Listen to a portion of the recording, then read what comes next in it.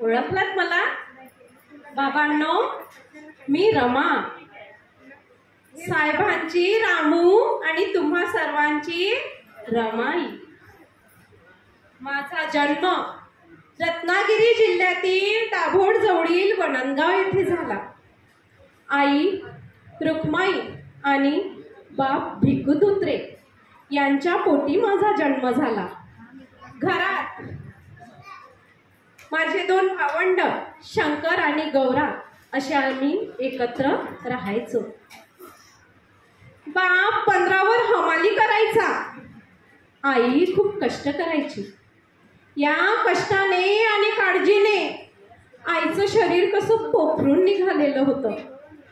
अशातही आमची आई आमच्यावर खूप चांगले संस्कार करायची.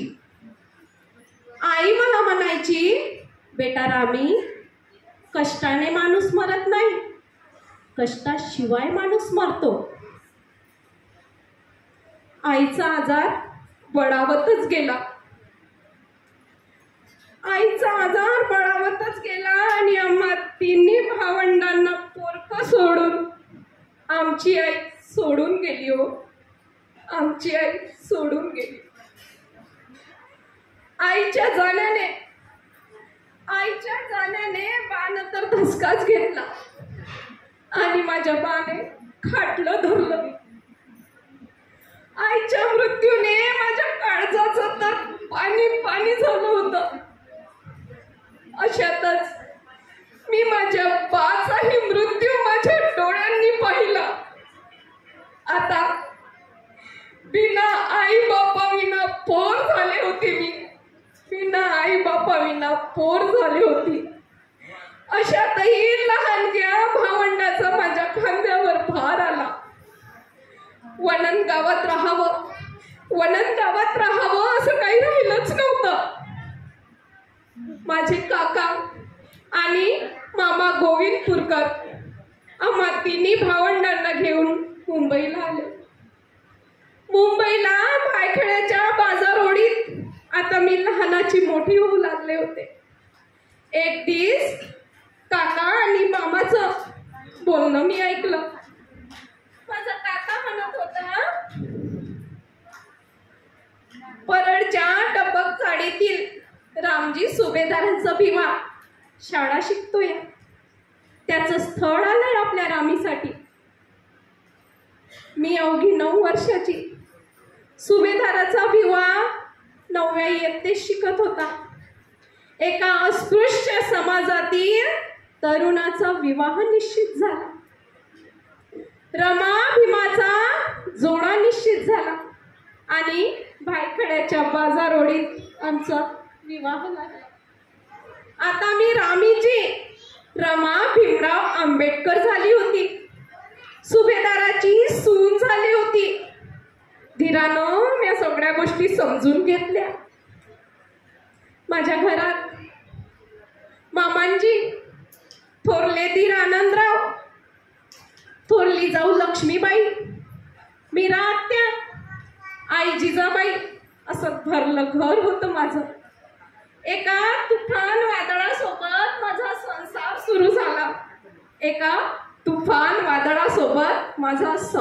सुरू झाला. मीरा आत्या साहेबाच्या वाचून वेड्याचं लय कौतुक सांगायच्या. मलाही बाई त्यांच्या पुस्तक प्रेमाचं लय नवल वाटायचं. साहेब आता मॅट्रिक पास झाले. आणि माझं काळीच कौतुकानं सुपा एवढं झालं. आणि अशाच एका निवांत वेळी साहेब मला म्हणाले, अगं रामू, तूही आता शिकायला पाहिजे. मी म्हटलं, म्या काय करणार शिकून सन्या, तुम्ही शिकताय ना व. तेव्हा साहेब म्हणाले, अगं खूप नाही, निदान लिहायला वाचायला येईल एवढं तरी शिक. माझे गुरु ज्योतिबा गोविंदराव फुले यांनी त्यांच्या पत्नी सावित्री ज्योतिबा फुले यांना लिहायला वाचायला शिकवलं. शिकून त्या भारतातील पहिल्या स्त्री शिक्षिका झाल्या, मुख्याध्यापिका सुद्धा. तर तूही आता शिकायला पाहिजे. मलाही साहेबांचं म्हणणं पटलं आणि मी शिकायला सुरुवात केली. डिसेंबर 1912 ला माझ्या आणि साहेबांच्या आयुष्यात एक आनंदाचा दिवस उजाडला. डिसेंबर 1912 ला आम्हाला मूल झालं. मी आई झाले, साहेब बाबा झाले. साहेबांनी मुलाचं नाव ठेवलं यशवंता, कारण त्यांच्या गुरुच्या दत्तपुत्राचं नावही होतं यशवंता आणि मलाही ते नाव खूप आवडलं. यशवंताच्या येण्याने घरात तर वेगळंच कौतुक नांदू लागलं. घरात तर बाई वेगळाच आनंद रांगू लागला. मला तर बाई क्षणाचीही फुरसत नाही, पण माझ्या यशवंताने मला आई पण दिलं. असेच एक दिवशी मामांजी मला म्हणाले, रमा, तुलाही त्या सूर्याचे चटके सहन करावे लागतील. मी मामांजींना म्हणाले, मामांजी, जोपर्यंत या जीवात जीव आहे तोपर्यंत ही रमा या साहेबांच्या संसाराचा मुकुट खाली ठेवणार नाही. मामांजींना समाधान वाटले आणि साहेब आता BA झाले. साहेब BA होऊन बडोद्याला गेले. साहेबांच्या बडोद्याला जाण्यानंतर मामांजीने तर बिछानाच धरला. मी साहेबांना तसा निरोपही पाठवला आणि साहेब लगोलग आलेतही. आणि त्या पराक्रमी सूर्याकडे मामांजींनी डोळाभर पाहिलं. मी म्हणाले, भिवा, शिकून खूप मोठा हो. या इथल्या असत्याचा पराभव करून सत्य उजेडात आण पोरा. तुझ्यात ते सामर्थ्य आहे, तुझ्यात ते सामर्थ्य आहे. मामांजीचा स्वर मंदावत गेला आणि परत एकदा मी पोरके झाले. परत एकदा मृत्यूला मी जवळून पाहिले. मृत्यूला जवळून पाहिले. साहेबांना आता प्रश्न पडला, घर कसं भागवायचं, बाबांचं स्वप्न कसं पूर्ण करायचं. साहेब मला म्हणाले, रामू, काही झालं तरी मी बाबांचं स्वप्न पूर्ण करणारच. मी साहेबांना तशी साथही दिली. साहेबांच्या पाठीशी खंबीरपणे उभी राहिली. मी खूप गरिबी भोगली, खूप कष्ट सहन केले, पण गरिबी पुढे झुकली नाही. स्वाभिमान कधी विकला नाही, कारण एका स्वाभिमानी पतीची स्वाभिमानी पत्नी होती ही रमा. एका स्वाभिमानी पतीची स्वाभिमानी पत्नी होती ही रमा. 1926 ला परत आमच्या आयुष्यात एक दुःखाची पहाट उगवली. आमचा राजरत्न, अहो माझं राजपिंड लेकरू दुहेरी निमोनियाने गेलं हो, दुहेरी निमोनियाने गेलं. त्याच्या जाण्याने माझ्या हृदयाचा तर लचकाच तुटला. माझं मन हवालदिल झालं. अशा अनेक मृत्यूने जणू काही माझा पाठलागच केला होता. अपतेष्टांच्या मृत्यूने मी प्रत्येक वेळेस थोडी थोडी मेली. मला एकूण 5 मुलं झाली. त्यापैकी यशवंत तेवढा वाचला. बाकी 3 मुलं आणि 1 मुलगी इंदू. या चौघांना या हातांनी मूठ माती दिली हो, या हातांनी मूठ माती दिली. ते आठवलं की अजूनही मन तडपतं माझं. ते आठवलं की अजूनही मन फाटून जातं. साहेब जवळजवळ 8 वर्ष परदेशात होते. या काळात मी खूप हाल अपेष्ट सहन केले. त्यानंतर मामांजीने तर बिछानाच धरला. मी साहेबांना तसा निरोपही पाठवला आणि साहेब लगोलग आलेतही. आणि त्या पराक्रमी सूर्याकडे मामांजींनी डोळाभर पाहिलं. मी म्हणाले, भिवा, शिकून खूप मोठा हो. या इथल्या असत्याचा पराभव करून सत्य उजेडात आण पोरा. तुझ्यात ते सामर्थ्य आहे, तुझ्यात ते सामर्थ्य आहे. मामांजीचा स्वर मंदावत गेला आणि परत एकदा मी पोरके झाले. परत एकदा मृत्यूला मी जवळून पाहिले, मृत्यूला जवळून पाहिले. साहेबांना आता प्रश्न पडला, घर कसं भागवायचं, बाबांचं स्वप्न कसं पूर्ण करायचं. साहेब मला म्हणाले, रामू, काही झालं तरी मी बाबांचं स्वप्न पूर्ण करणारच. मी साहेबांना तशी साथही दिली. साहेबांच्या पाठीशी खंबीरपणे उभी राहिली. मी खूप गरिबी भोगली, खूप कष्ट सहन केले, पण गरिबी पुढे झुकली नाही. स्वाभिमान कधी विकला नाही, कारण एका स्वाभिमानी पतीची स्वाभिमानी पत्नी होती ही रमा. एका स्वाभिमानी पतीची स्वाभिमानी पत्नी होती ही रमा. 1926 ला परत आमच्या आयुष्यात एक दुःखाची पहाट उगवली. आमचा राजरत्न, अहो माझं राजपिंड लेकरू दुहेरी निमोनियाने गेलं हो, दुहेरी निमोनियाने गेलं. त्याच्या जाण्याने माझ्या हृदयाचा तर लचकाच तुटला. माझं मन हवालदिल झालं. अशा अनेक मृत्यूने जणू काही माझा पाठलागच केला होता. अपतेष्टांच्या मृत्यूने मी प्रत्येक वेळेस थोडी थोडी मेली. मला एकूण 5 मुलं झाली.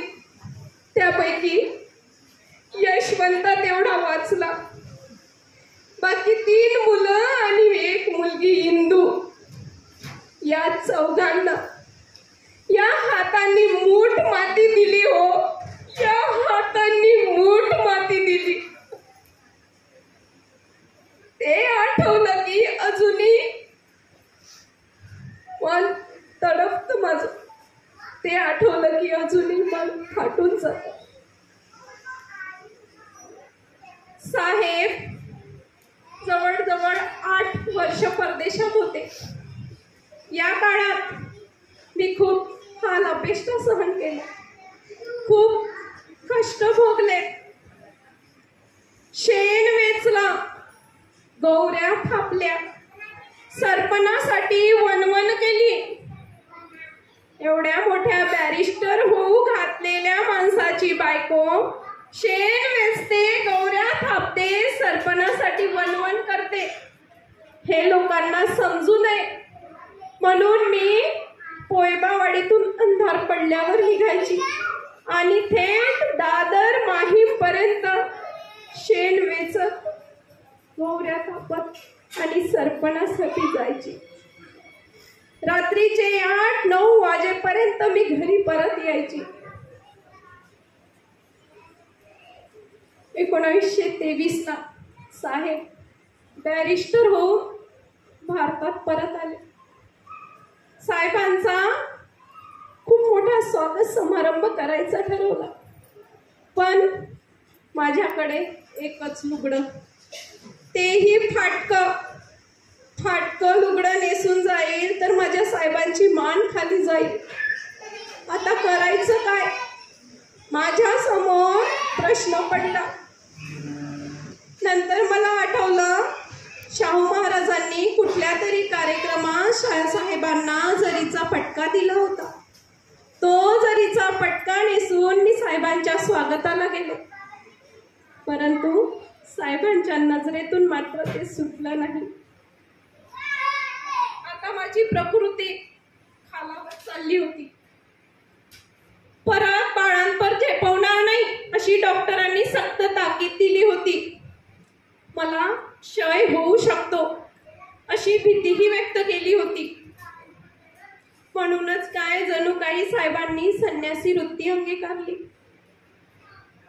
राजरत्नाच्या जाण्याने साहेब आधीच कोलमडून गेले होते. त्यात माझ्या आजारपणाचं दुःख मला ते जाणवतही होतं. हा तेजोमय सूर्य झाकाळून तर जाणार नाही ना, ही धगधगती आग विझून तर जाणार नाही ना, याची भीती मला वाटत होती. मी साहेबांना म्हणाले, साहेब तुम्ही समाजाची चिंता करा, संसाराची नाही. तुमच्या संसाराची चिंता करायला तुमची ही रमा खंबीर आहे. तुम्ही विषमते एवढ्या मोठ्या बॅरिस्टर होऊ घातलेल्या माणसाची बायको शेण वेचते, गौऱ्या थापते, सरपणासाठी वनवन करते हे लोकांना समजू नये म्हणून मी पोयबावाडीतून अंधार पडल्यावर निघायची आणि थेट दादर माहीम पर्यंत शेण वेचत, गौऱ्या थापत आणि सरपणासाठी जायची.